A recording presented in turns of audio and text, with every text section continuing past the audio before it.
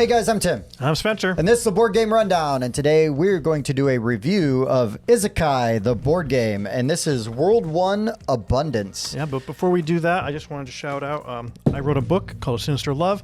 More information on that at the end of the video. It is an urban fantasy, so check it out.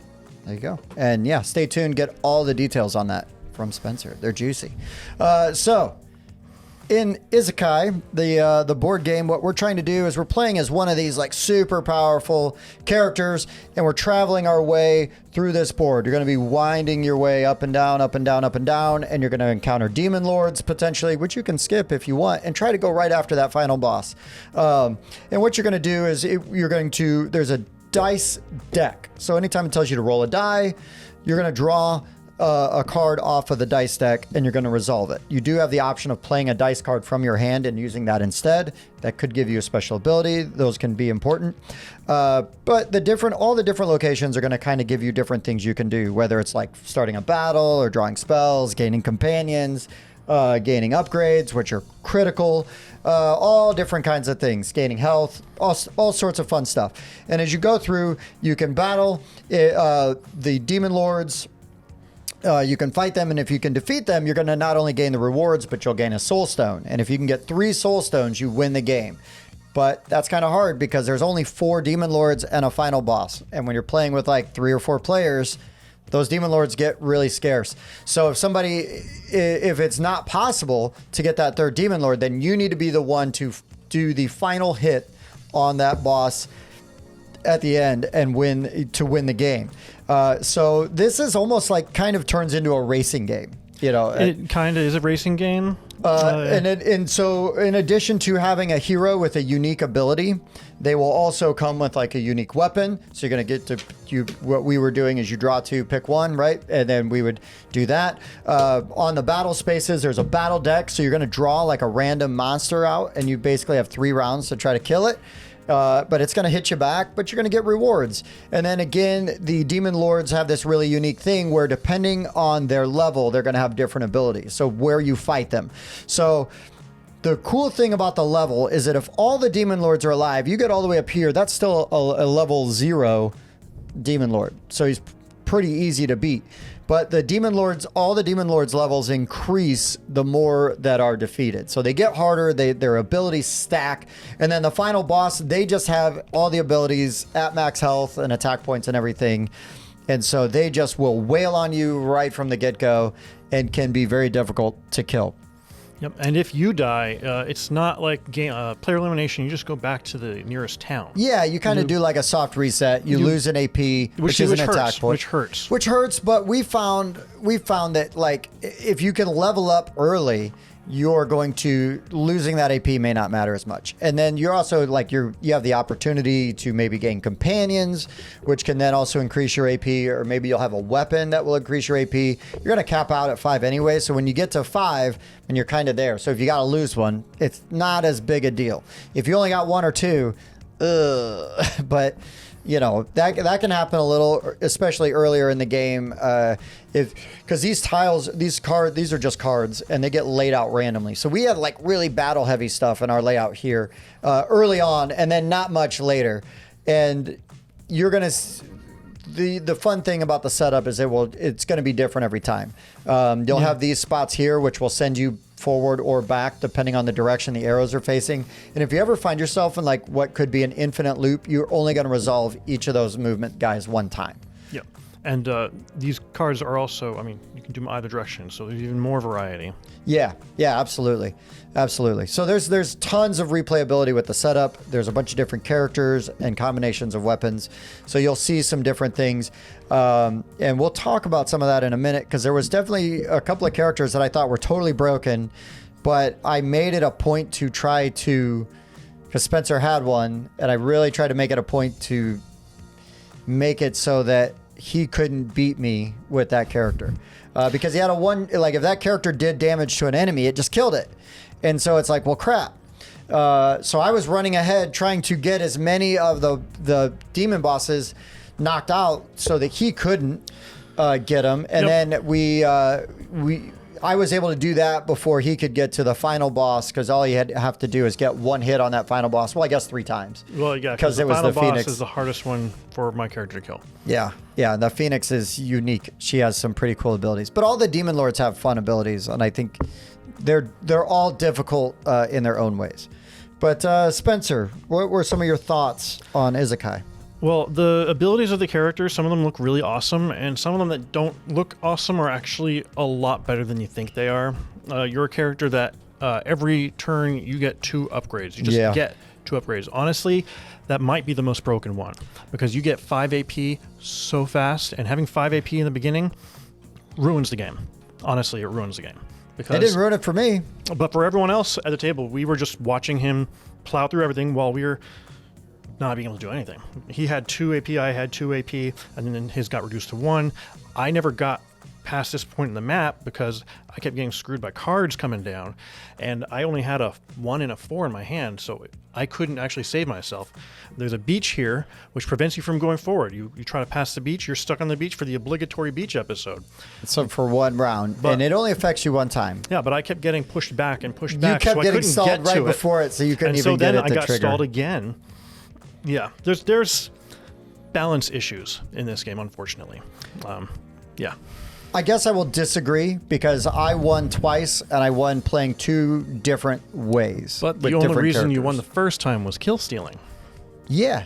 Yeah. So we had That's not a balance issue. That's a sniping ability. So we had I was fighting the Phoenix, and the ability of the Phoenix is if you kill them the first time, they come back. And so my character was wiping the floor with the Phoenix, but you have 3 rounds to kill him, and I killed the Phoenix, then they come back, and I have less than 3 rounds to do that again. And he comes up and just deals the final blow, and game over. Yeah. Yeah. Yeah. That's a balance issue, in my opinion. I don't think so, because there's, again, I think of the way that people play, and also you didn't think I could get to that Phoenix. No, I Anyways. had used my ability to prevent you from killing this one right away. Right. And then over here, I realized if I tried to go up here, you were going to kill it anyway. So my thought was to try to kill it before you got to it. Right.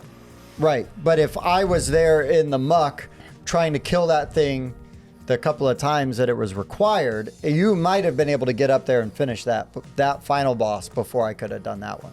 So you made a choice, and I just capitalized on the decision. And also, it was just unfortunate that you left it with just enough health. So those things it was a perfect storm of events that all coordinated and collaborated to allow that to happen. And I wasn't even using the character that you said is the most broken character in the game.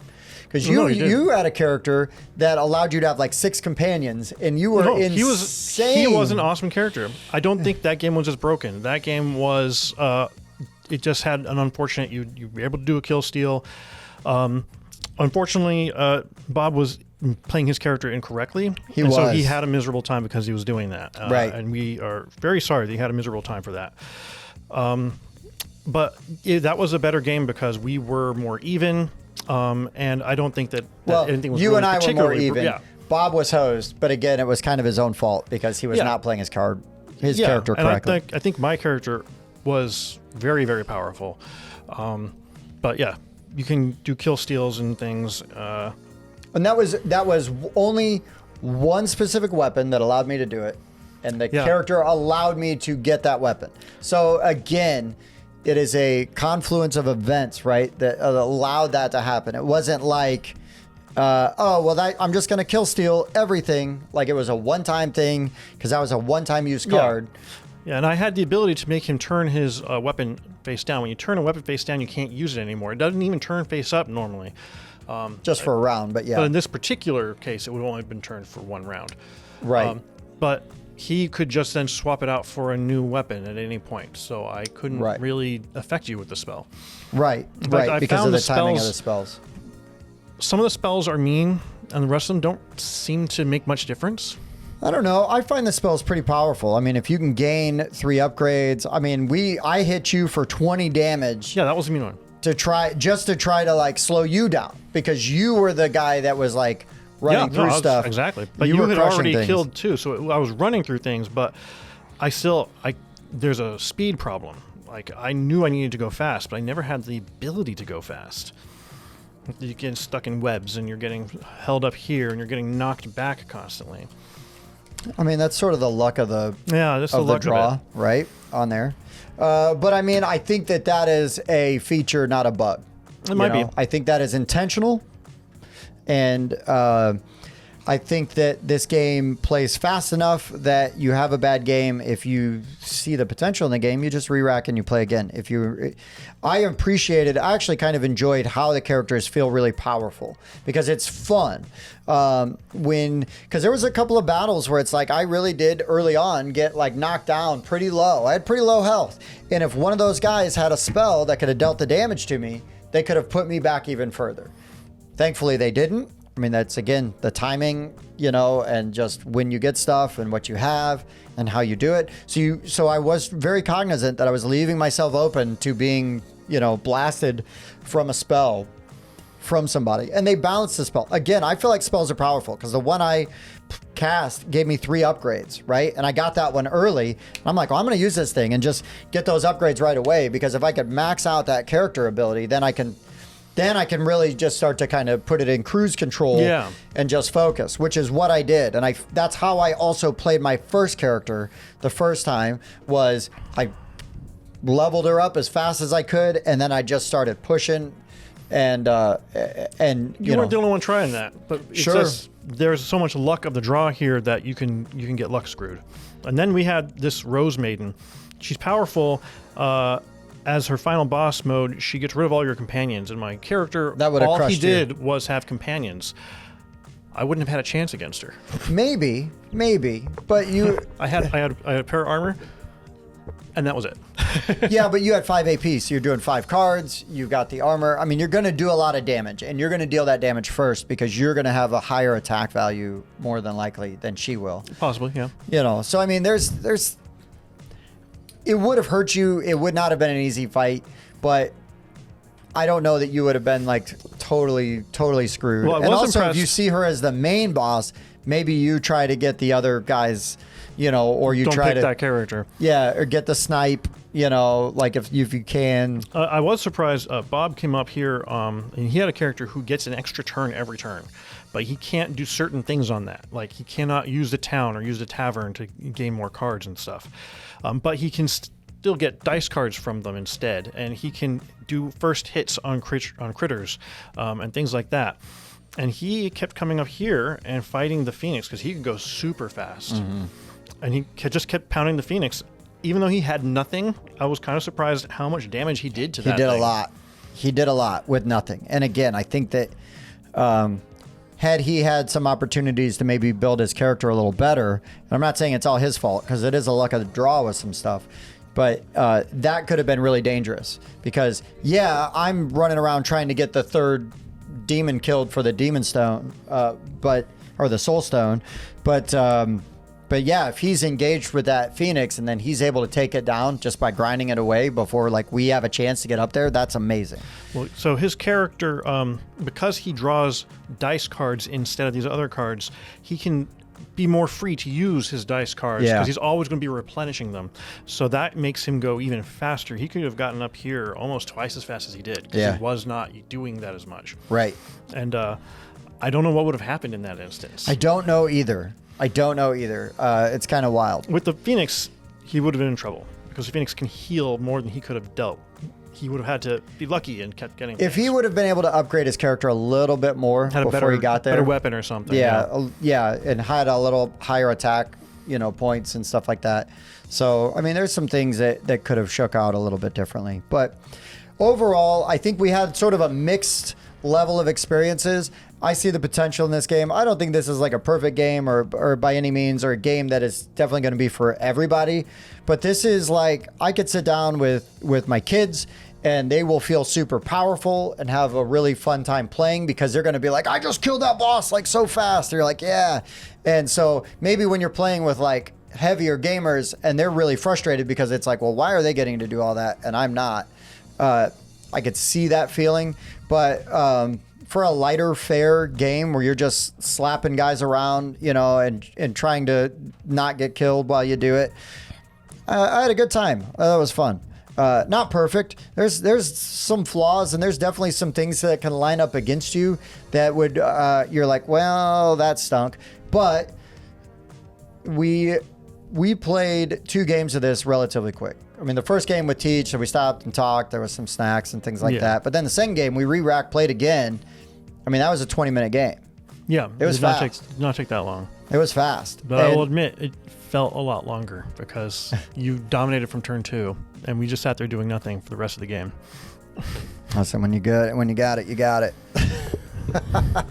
But you, man, I'll say that first game though it was a tale of night and day from your first game and your second game. It really was. Because you were having a lot more fun your first game than you were your second game. Yeah, there were moments of frustration where I knew I couldn't stop him from doing things no matter what I did, and that's always frustrating when you see what has to happen and you have no road to get there.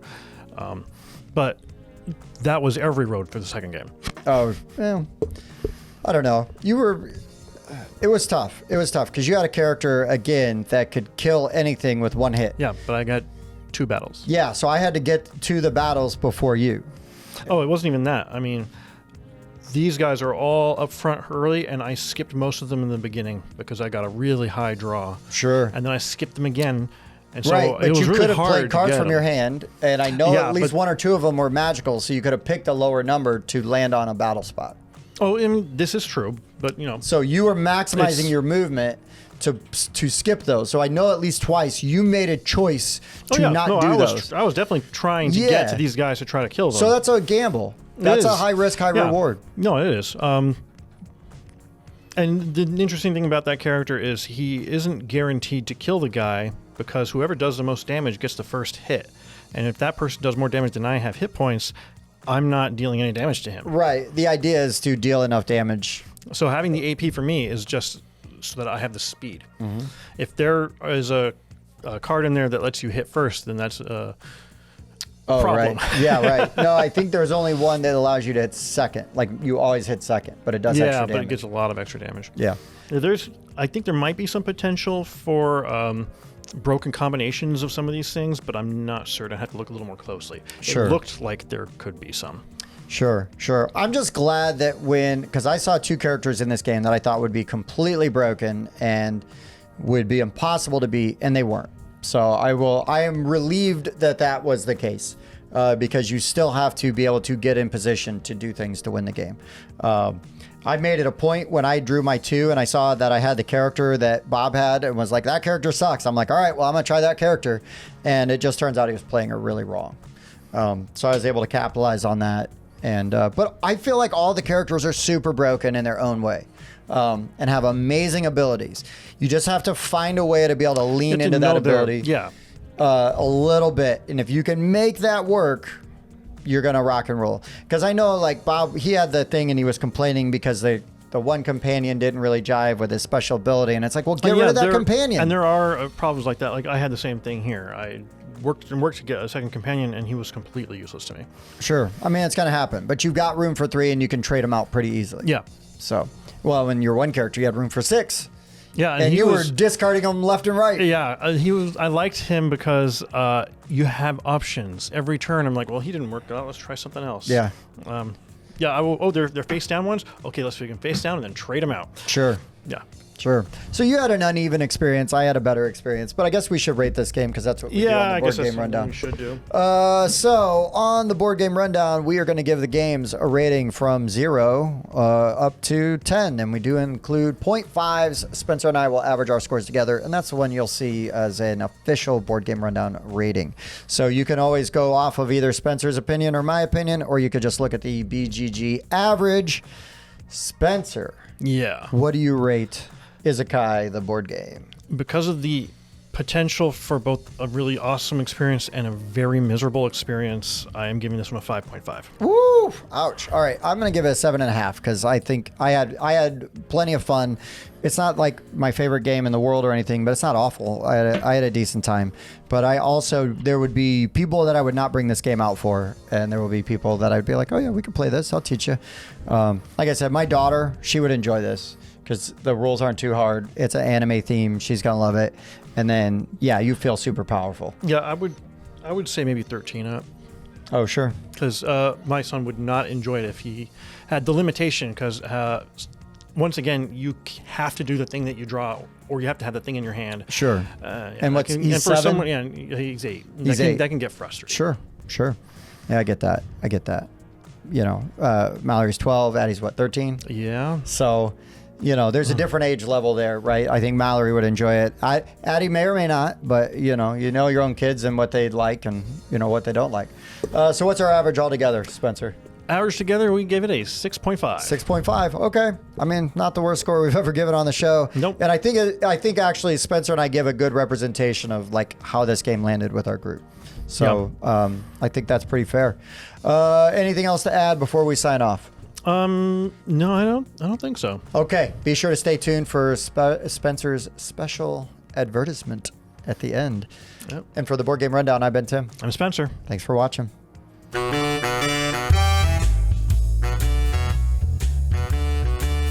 If you can say the title's only 3 words.